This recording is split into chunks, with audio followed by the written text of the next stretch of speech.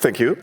I'm a bit of a cold, so I hope I will get through these 40 minutes. So let's cross fingers. So yeah, hello and welcome to my talk about securing OpenSearch. Experience has shown that one of the major challenges in getting an OpenSearch cluster up and running is really just configuring the security module. Many admins have been struggling here, and yeah, it seems to be a really challenging topic. So configuring security, that means especially TLS, authentication, and authorization. In these upcoming 40 minutes, I won't be able to fix all this, but I will try to give you some guidance to avoid the major foot guns, to really know where to look at and what to avoid. One of the major reasons why security is so difficult is when you open the documentation, you will see actually hundreds of options you can choose from. Your average config file looks like this, and yeah, it's of course difficult. Of course, every option probably has its justification, but you have to say it, some are really nice. And in some cases, in this very extremely diverse world of environments, these have their justification, but in most cases, they don't. So the actual art is to learn what's important and what's not so important, what you might just skip over. And yeah, where are the foot traps where you shouldn't be stepping on? And that's what we will be looking at. As this is a very broad area, this presentation will be quite a fast ride, so apologies for that. It won't be comprehensive, but yeah, it will be just the major points to look out. If you have detailed questions, yeah, just come to me later and we can talk about these then. By the way, I'm Nils. I've been working in the area of security for OpenSearch already for years, together with a company called Eliatra. Eliatra and its predecessor companies have been working also on the basis of the security plugin for OpenSearch. That's why we know a bit about this. And yeah, Eliatra, the OpenSearch experts, is a company dedicated to one thing, to support and improve OpenSearch. So if you need support for OpenSearch, Eliatra can offer you some great packages. And Eliatra also offers the OpenSearch distro, which fulfills many important enterprise needs. But enough of this. Let's now jump into the actual topic. So the configuration of the OpenSearch security model can be broken into three major building blocks. TLS for secure communication, authentication for identifying who's accessing your cluster, and authorization to control and to limit the access of authenticated users. We'll go through each of these in the following minutes. TLS. Every one of you probably knows it. The main purposes of TLS generally are keeping communication confidential by encryption and ensuring the authenticity of peers by signatures. Looking at an OpenSearch cluster, which is in its simplest form shaped like this, we have the following situation. Generally, without TLS, OpenSearch is quite liberal in allowing new nodes to join a cluster.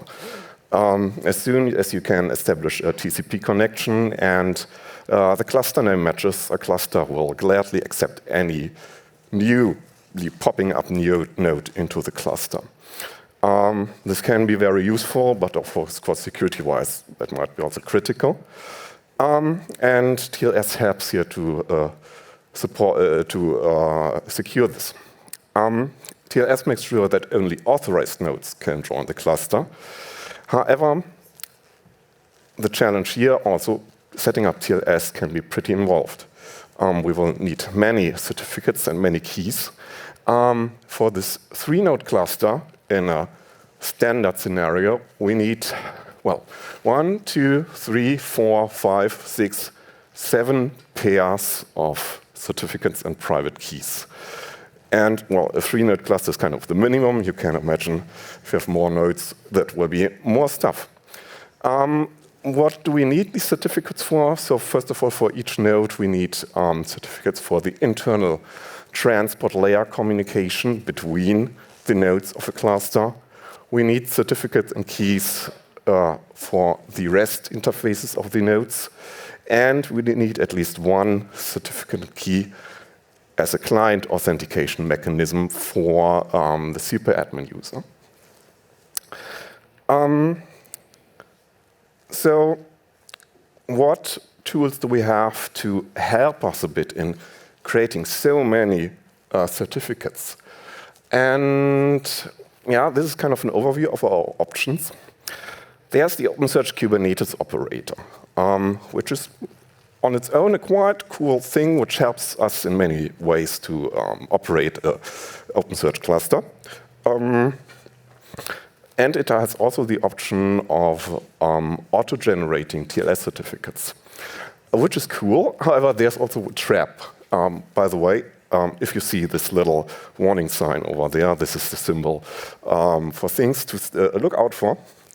In the case of the Kubernetes operator, these automatically generated certificates expire after 1 year. Of course, this is a standard property of certificates. However, there is no well-documented, straightforward way to renew these certificates automatically. So if you don't have this in mind, your cluster will just die after a year. So this is a bit critical for production purposes. If you don't talk about production systems, but only about test systems, OpenSearch comes with demo certificates, which are just pre-generated, but yeah, these also don't help you really. In the end, it's really, at the moment, mostly manual work, very busy manual work, where you really have to follow the documentation to really make sure that the certificates follow the requirements. One new thing which Elytra is going to offer you is the Elytra TLS tool for OpenSearch, which is based actually on the TLS tool that's already around for years for SearchGuard. Maybe you have known it. That is also for a security plugin for the predecessor of OpenSearch. And this TLS tool is really tailored towards defining or generating certificates for an OpenSearch cluster. You just specify very basic fundamental information about your cluster. So like the CA, the certificate authority you're going to use, the nodes you are going to have in your cluster, and maybe also the admin certificates you're needing. Just execute the tool, and then in the result, you will get all the certificates and keys you will needing, including fragments of the configuration files you're going to need. Yeah, that's really cool. That really helps you in configuring such a cluster. And it's not available at the moment, but we will try to release it until the end of the week. So just check out elytra.com for this tool. But so much for this tool. Let's go on for some more interesting things on TLS. Another trap on TLS. By default, in the OpenSearch security plugin, TLS is disabled on the REST layer, which doesn't make sense at all. So don't think about this default, just change it, and then have a working cluster really without having this. Many things won't work as you would expect, and it's probably also not safe. Also, one thing people might not expect in the beginning is in the OpenSearch config, you need to explicitly name all the certificates, or not all, but many certificates you will be using. So you need to name the certificates, so the distinguished names of the certificates you will be using for the internal communication of the nodes. This is kind of this example.com, search, test, test, blah, blah, blah.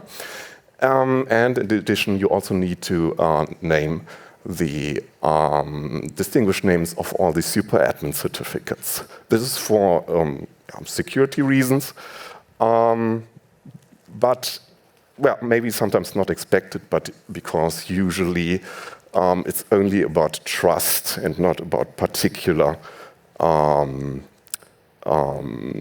nodes or clients which you are accessing. By the way, the fact that you need to specify the distinguished names of all the node certificates could be even used as a justification that you can disable hostname verification, at least for the inner cluster communication on the transport level protocol. Usually, hostname verification is a central security mechanism of TLS, but this kind of works similarly, just only on a different identity of these certificates. As hostname verification is kind of like often something very troubling, especially on the transport layer. Yeah, it might be justifiable to use this as a replacement. And this really also simplifies the configuration, because many actually are struggling with cluster internal hostname verification. So much for TLS. There's much more, certainly, but we need to go on. So after having TLS working, we can now move on to configuring the actual authentication and authorization. Before doing that, we should briefly add how the general abstract configuration mechanisms of the security plugin work. This gives us some good strategies on managing actually the configuration. So far, we only looked, when we were talking about configuration, about the OpenSearch YAML configuration file. But actually, we have a couple more configuration files. What's special, or what's kind of the standard property of OpenSearch YAML is when you change its configuration, you need to restart the node to make the configuration changes effective. This is kind of a standard property. However, sometimes also a hassle, and that's why we have further configuration files which can be changed at runtime. These are kind of a number of additional configuration files of the OpenSearch security plugin, which can be changed at runtime. But it depends on how you're actually setting up the cluster to know how you're actually able to change these configuration files. In the basic default scenario, you have a dedicated tool which is used to upload these configuration files to the cluster. This is the so-called security admin tool. Even though this is the basic scenario, you see, using this command isn't so basic. It's usually having very long command lines, so often you want to create a kind of wrapper around this. One wrapper could be just writing a shell script, which calls this. But also, we will see other ways to configure the cluster also often create wrappers around the script. So, besides the security admin tool, we have further ways to control configuration updates. When talking about the OpenSearch Helm charts, there's this file called values YAML, which has a section which defines the content of these configuration files individually. That's the standard way for Helm charts, kind of like. There is also a catch, however. Out of the box, it only works for initial values. So you can define the values you want here, pull up your cluster, and then you get the cluster running with these defined values. But if you want to change these values later, it won't work just reapplying the SAM chart. You actually need to rerun the security admin tool on that cluster then. That might be a bit unexpected, at least I was kind of thinking, oh, why did I change now my values, but they didn't actually change. Yeah, it's just because another core of the security admin tools needed. We have the OpenSearch Kubernetes operator, which supports a Kubernetes secret for storing these configuration files. This is really greatly integrated. This is the best integration I've seen so far for OpenSearch. This works really well and without any warnings to make. Additionally, we have a REST API, which allows very detailed changes of the configuration, and also a plugin for OpenSearch Dashboards, which adds a UI to configure the security. However, one has to say, one has to take care not to mix update mechanisms too badly, because then you might run in the end into inconsistencies. For example, if you use the Kubernetes secrets to define your configuration, and later use the REST API or the dashboards UI to change it, if you apply the Kubernetes secret again, all the changes by the REST API or the dashboards UI will be gone. And this is something you need to keep in mind if you really want to use the REST API or the dashboards UI. It might be nice to use a UI, but it certainly will lead into trouble in case you're going to update your cluster centrally. So, in case of mission-critical systems where unavailability is a no-go, really put your configuration files into version management and avoid the REST API and the UI and dashboards. If you really want to use the REST API, you can use some strategies to prevent accidental overwriting. In case of the Kubernetes operator, you can remove individual config files, for example, just the roles from the secret, and say, I'm now configuring all the roles with dashboards. Also, the same works if you just use plainly the security admin tool. Just remove the particular file from the directory, and then it won't be overwritten. If you use this, however, also a word of advice, regularly create backups from your security configuration, because if you just manage it by a UI, normally backups won't be created, and you really need to have some management here. Final warning, just tangentially related. If you're configuring production systems, you should care to remove all demo configurations. So OpenSearch Security comes with demo configurations, which are of course nice to study to see how things working. However, often it's forgotten. It's just a demo configuration, and it's just ending up on the production system. And you probably don't want to have users with predefined passwords just sitting around on your production system. So keep in mind to remove especially entries in internal users and in the role mapping. Enough for this configuration management. Now, finally, let's move on to the authentication topic. We have quite a few authentication modes available. These are available in the OpenSearch core security. Additionally, when you're using dashboards, you will get some more SSO authentication modes. I won't be able to go into the details on this. I will just give an overview of what to keep in mind about authentication abstractly or independently of the individual modules. Here we can see an example configuration file for authentication. Just want to highlight a few important things. We can have several authentication modes at once. So here we're having JWT, we're having basic authentication with an LDAP backend and basic authentication with an internal user database backend. These are checked in a chain of responsibility design pattern.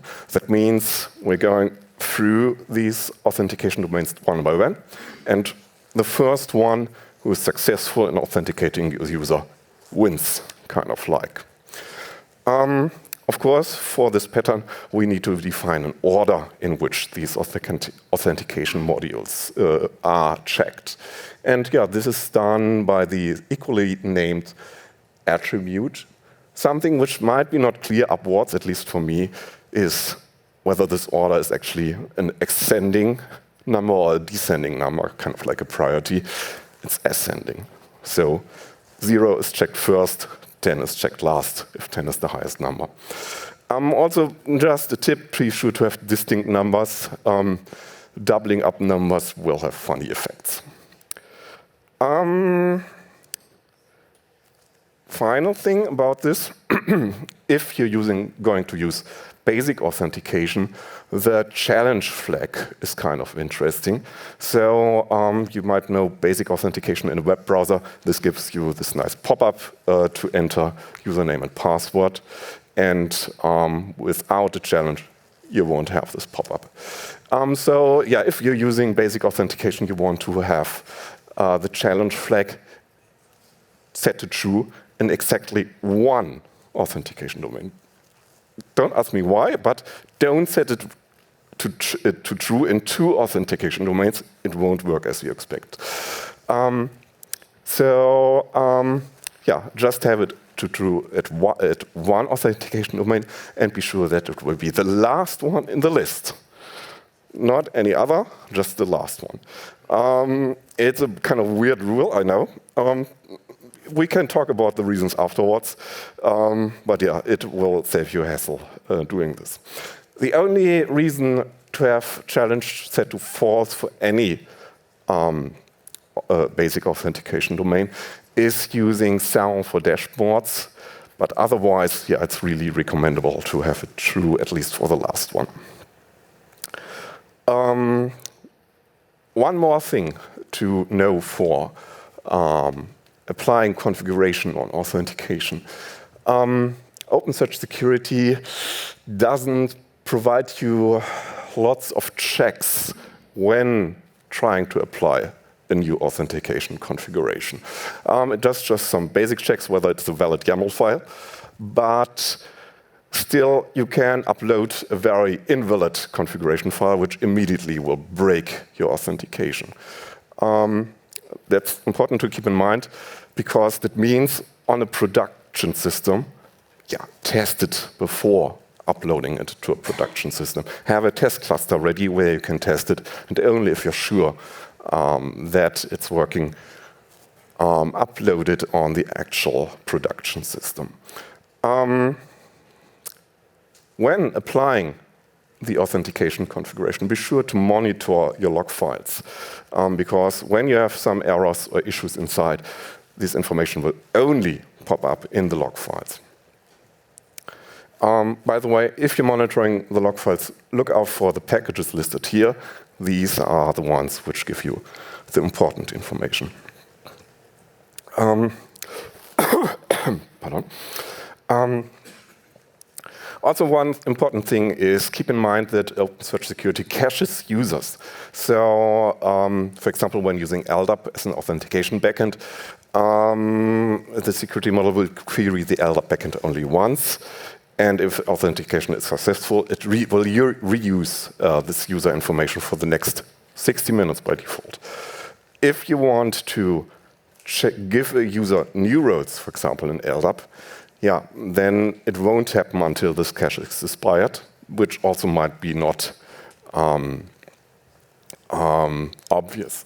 You have a configuration option also to control this cache duration, so you could also think about reducing this duration or even disabling the cache altogether by setting it to 0. However, yeah, for performance reasons, that's also not too recommendable. You can also delete manually the cache either with the security admin tool and the -RL switch, or with a dedicated REST API.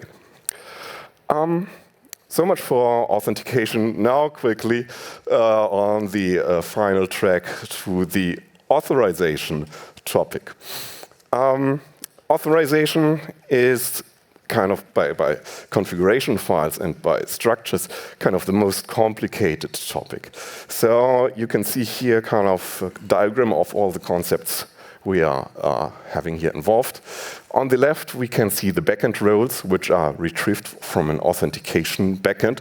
That's why it's called backend roles. Here we see some groups from LDAP, which serve as backend roles. And on the right, we have another role concept, which is in OpenSearch terms often just referred to as roles. In roles YAML, we have role names associated with individual permissions.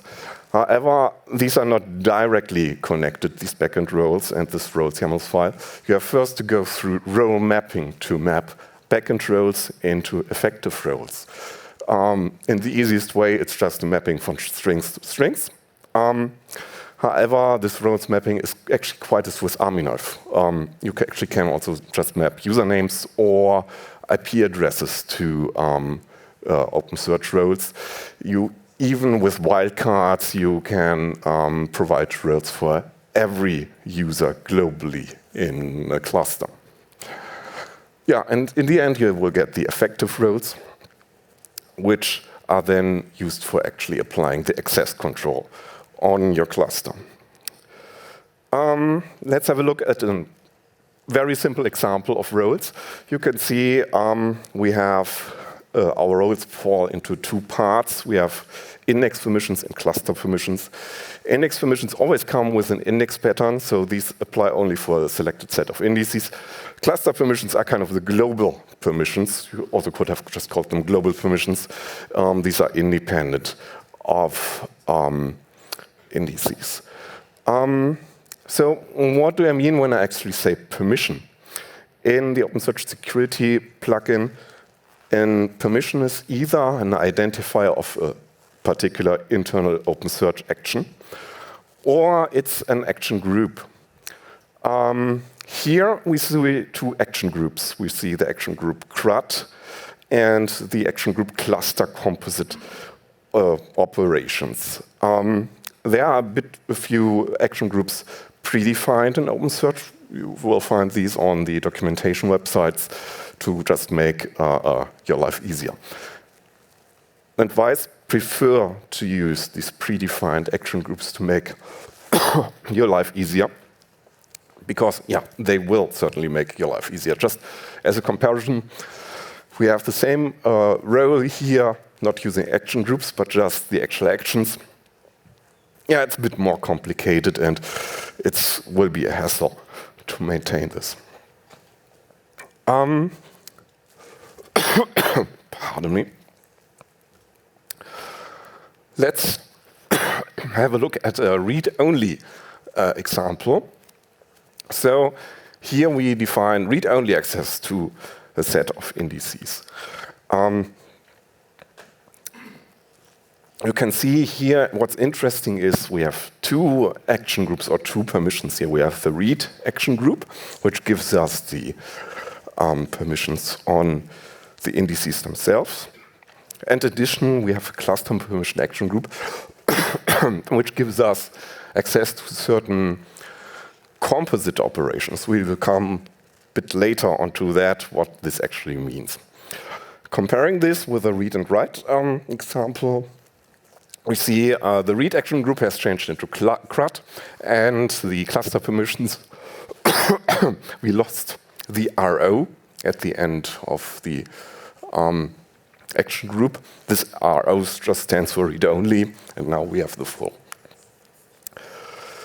A challenge when configuring the permissions here is to know what permission is actually a cluster permission and what permission is an index permission. We have the name of the action ID, which might be used as a hint, However, it's misleading. I have to drink a bit, unfortunately.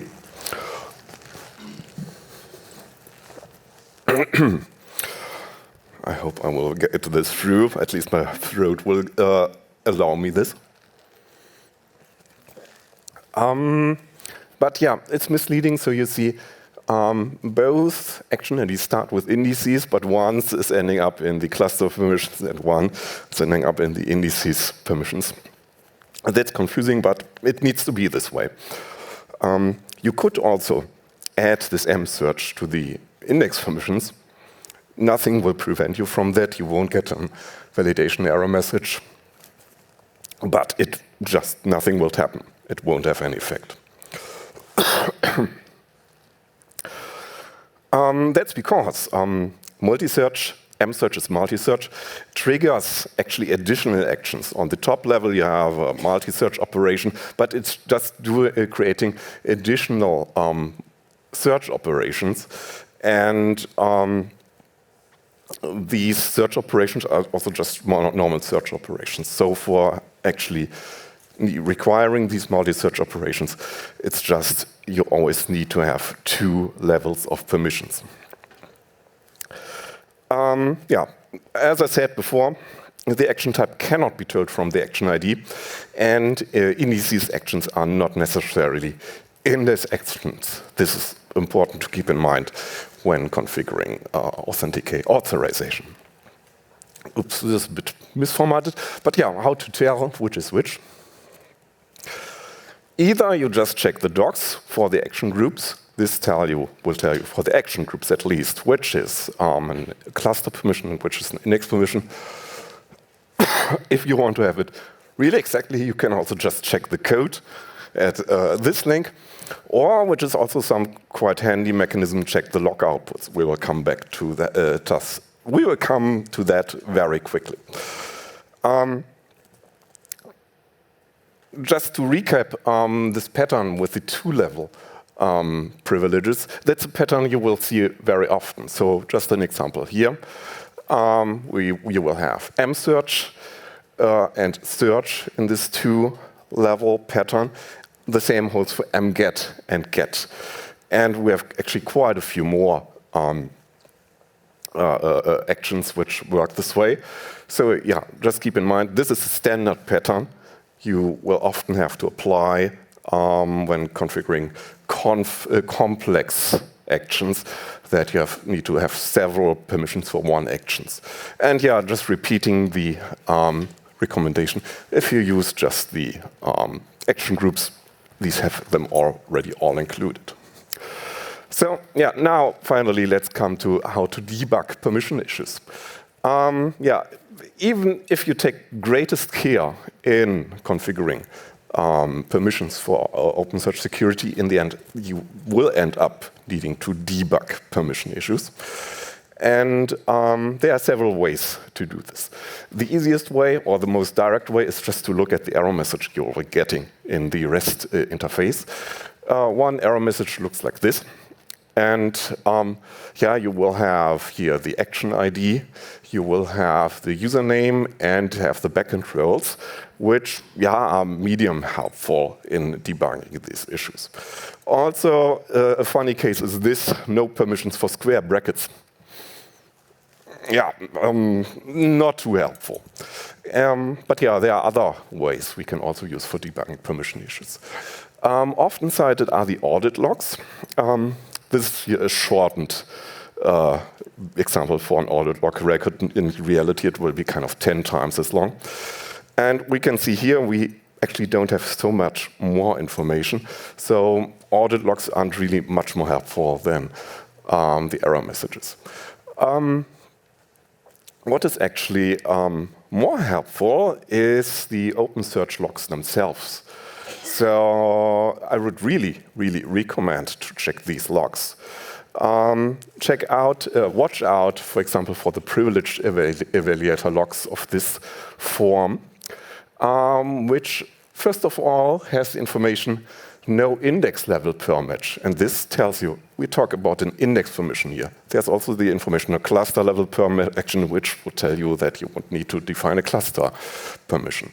We have username and backend roles, which is okay. But we also have here at roles checks the effective roles, which is much more important actually when debugging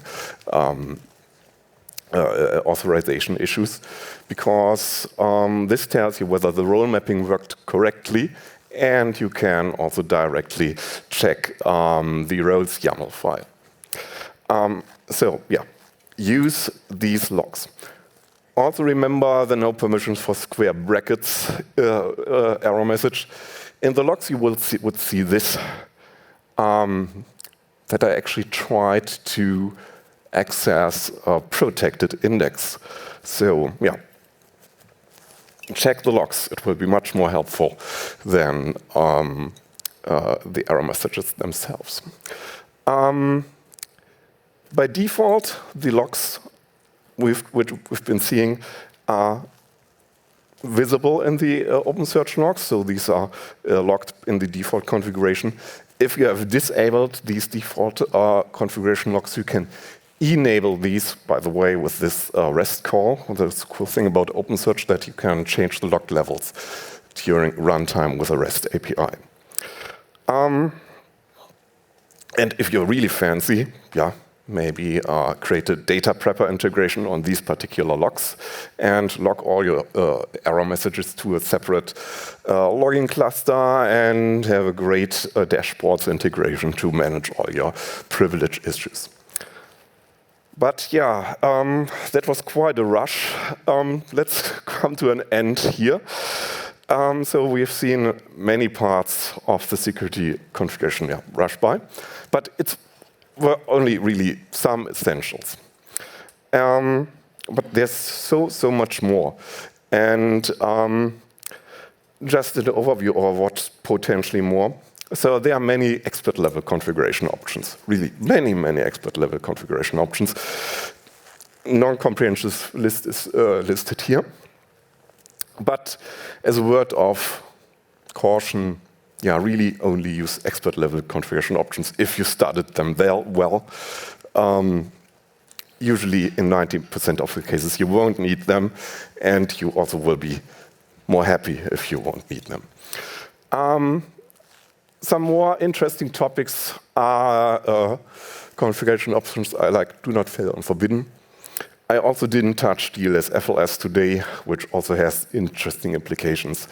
User impersonation for testing is also interesting, or strategies for making your cluster more robust against configuration issues are some topic one could talk about. Cross-cluster search and cross-cluster replication are quite useful. Sometimes you're wondering, what are these actually for? But yeah, one use case is really making your cluster more robust against config issues.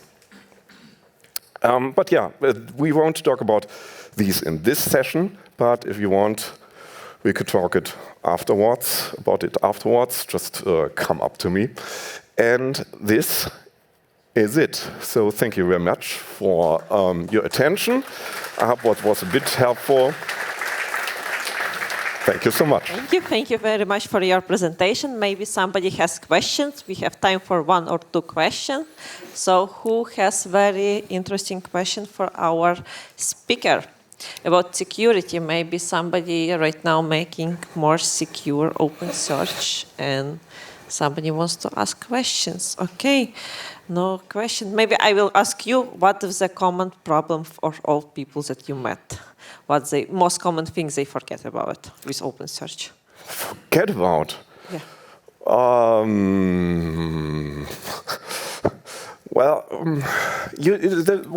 So I think one thing which is often forgotten, I mentioned it, is leaving example configuration on your production system. So there's this role own index, which is automatically applied for all users, and which gives them read access to private index, which often is not needed. And yeah, deleting example configuration is a very common thing which is forgotten. Don't know. So thank you very much, and thank you. Yep. So we have 5 minutes break. Okay, you have question. No, you don't have. Just shout it in. Question. Yeah. Okay. So you were talking about observing or checking out logs whenever the security configuration is wrong. Do you think there is a possibility to have some kind of automation built around that? Because we are dealing with user-provided configuration, and we only know whether it's wrong after we've applied it. And we are completely clueless, and because we offer a hosted service, we need to actually check out the logs. Customers can't actually access. Yeah, well, it's the easiest way to answer is yes and no. In theory, certainly there are many ways to deal with it, but they have to be built. And I guess it would require to really rebuild some parts here really fundamentally to have this secure.